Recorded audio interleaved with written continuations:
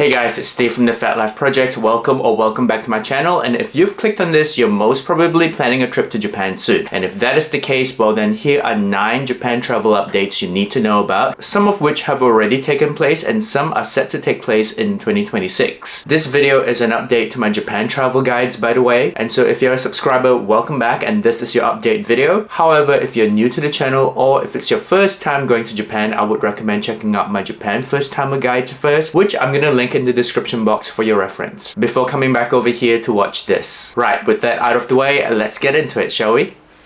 It is not a secret that Japan's tourism numbers are steadily increasing year upon year, and the first 4 changes I will mention in this video are measures that the Japan government have implemented or plan to implement as a way to control the growing pressures from over-tourism and thus crowds and strain on the overall infrastructure across Japan. And the first and perhaps most important thing that's going to impact your trip is the implementation of Japan's dual pricing system, which came into effect in July 2025. What is dual pricing, I hear you say? Well, it is a system that will, in a nutshell, charge foreign visitors more than local residents and will take effect at all popular tourist attraction spots. Apart from being used as a controlled demand measure at popular sites, the revenues generated will also be used for the site's maintenance and preservation, ultimately improving the experience for both locals and tourists. The dual pricing system has already impacted most sites. Some well-known ones include Mount Fuji, ski resorts, and the Fushimi Inari Shrine. Speaking of changes in cost, Kyoto is also set to overhaul its tax accommodation structure, and that will take effect in March 2026. The new tax structure will be tiered based on accommodation price per person per night, as you can see here, starting from 200 yen for stays that cost under 6,000 yen per night, all the way to 10,000 yen per night for stays that cost 100,000 yen and above per night. This overhaul will officially make Kyoto the city with the largest lodging tax in Japan. So that is definitely something to take into consideration. I, for example, am not going to stay in Kyoto on my next trip and will instead choose to do day trips to Kyoto while staying in Osaka, as it appears that Osaka, at the time of the writing of this video, has not announced any changes to their accommodation tax structure, which makes sense as they have previously already overhauled this in late 2025. That said, Kyoto and Japan are going to be making some changes to the accommodation tax structure in 2026/27, so don't be too surprised if Osaka decides to join in on the action as well. After all, it is one of the 3 cities with the highest tourist volumes. Yes, I said Tokyo, as Kyoto is not the only city that's announcing changes in their accommodation tax structure. Tokyo's current setup charges a fixed amount per night depending on the room rate, as you can see here, with stays being tax exempt if it costs 10,000 yen or below per night. But this is also expected to change in the fiscal year of 2027 to a fixed 3% rate of the accommodation cost per night, rather than the previous fixed yen amount, which will officially triple the accommodation tax charges for tourists. The tax expansion will now also cover a wider range of accommodation types, from just standard hotels to capsule hotels and private lodgings. However, it's not all bad news, as the lower threshold for tax exemption in Tokyo will also be increased from 10,000 to 13,000 yen per night. Yet another thing that is expected to increase is visa fees, a first since 1978. The exact timing when this will be implemented is not yet announced, but this is expected to take place in the fiscal year 2026, aka from around April 2026 or soon thereafter. Currently, the visa fee for a short stay single entry visa is around 3,000 yen or around 20 USD, and a multiple entry visa will cost you about 6,000 yen, aka around 34 USD. Whilst there has been no official announcement on exactly how much the increase is going to be, the Japan government has hinted at a substantial increase to align the visa fees to more international visa cost norms in other G7/OECD countries. This will, of course, by the way, not affect anybody who can already currently enter Japan visa free, and that includes most of you, my fellow subscribers, who are from the US, Australia, or Singapore. Hello, by the way, and I hope you're having a great day. If you're new, by the way, I'm Steve from the Fat Life Project, and my channel is full of travel guides just like the one that you're watching right now that's going to help you navigate yourself in cities around the world like a seasoned pro. And so if traveling is your vibe, definitely subscribe so that we can go on more fat travel adventures together. But even if you can already enter Japan visa free, you will still be expected to pay departure taxes, and that is also set to increase. Japan Japan originally introduced the departure taxes back in 2019, charging both locals and foreign visitors 1,000 yen when departing Japan. And if you're like, I've never paid no departure taxes when leaving Japan, well, you would be wrong, because that cost is factored into your airline ticket. So what's changing? Japan is currently considering tripling this to 3,000 yen per person, and there is even talk of increasing this all the way up to 5,000 yen per person if you're flying business or first class. Much like the visa-free increase, this is also expected to take place in fiscal year 2026, aka April 2026 or soon thereafter. Apart from the fee increases, Japan is also on track to replace their current tax-free shopping system to a tax refund system, and this will take place in November 2026. The current setup, if you're not already aware, is that you can shop, show your passport, and pay no taxes on your purchased goods. However, this will change on the 1st of November 2026, where you will need to pay full price on your purchased goods, including all associated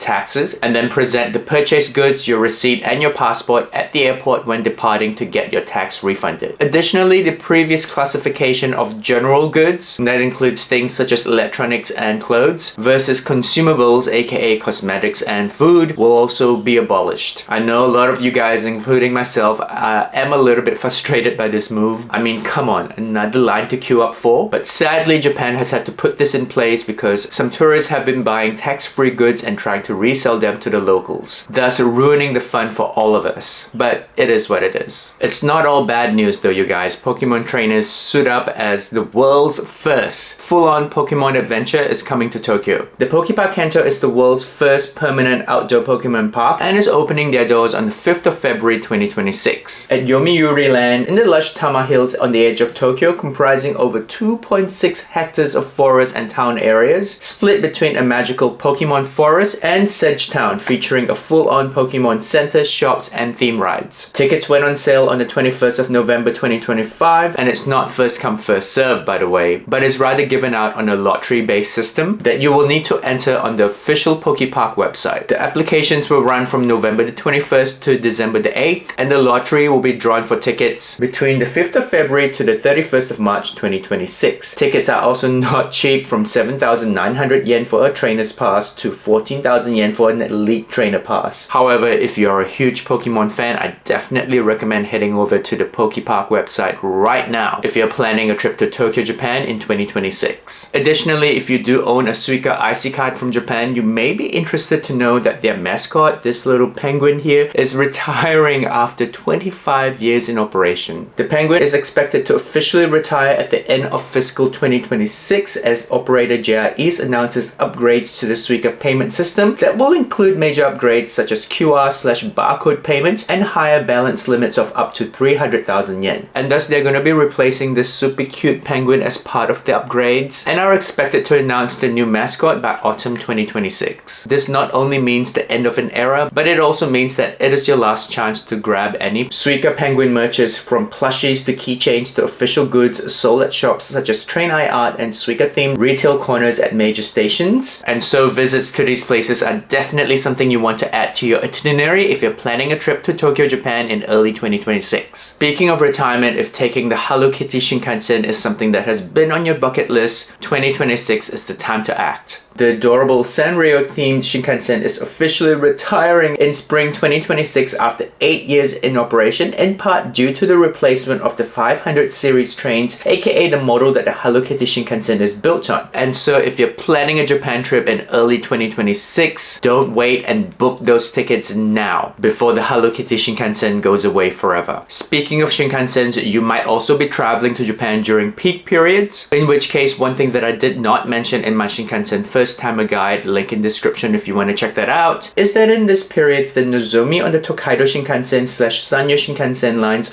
will run with all reserve seatings, aka no booking, no seat. Specifically, these are the periods you're looking at, which include year-end to New Year holiday season, the Golden Week, and the Obon holiday period. And so in a nutshell, if you're heading to Japan during these periods, I highly recommend booking your tickets ahead of time. If you book your tickets via Klook, by the way, you can get 10% 10% off your tickets by using my code and use the QR code that's generated within the app to scan and directly board your Shinkansen. Link in the description box in case you're interested. I do hope that you found value in today's video, and if you have, don't forget to like, comment, subscribe, share, all the good things that you know are going to appease those holy YouTube algorithm gods, but much more importantly, will just make my day as a content creator. Specifically, if you have any further questions or feedback for me, do feel free to leave me a comment in the comment section, as I do love hearing from the people who take time to watch my videos. Also linked at the end of this video is my Japan first timer travel guide and my perfect 4-day Tokyo, Japan itinerary video for you to check out if you're heading to Tokyo, Japan soon. If you're heading to some of the other cities such as Osaka, Kobe or Hiroshima, I've also got travel guides for those, which I will link in the description box. I look forward to catching up with you in any one of those videos, and as always, I hope you have a fantastic day ahead or that you've already had a good day. Ciao!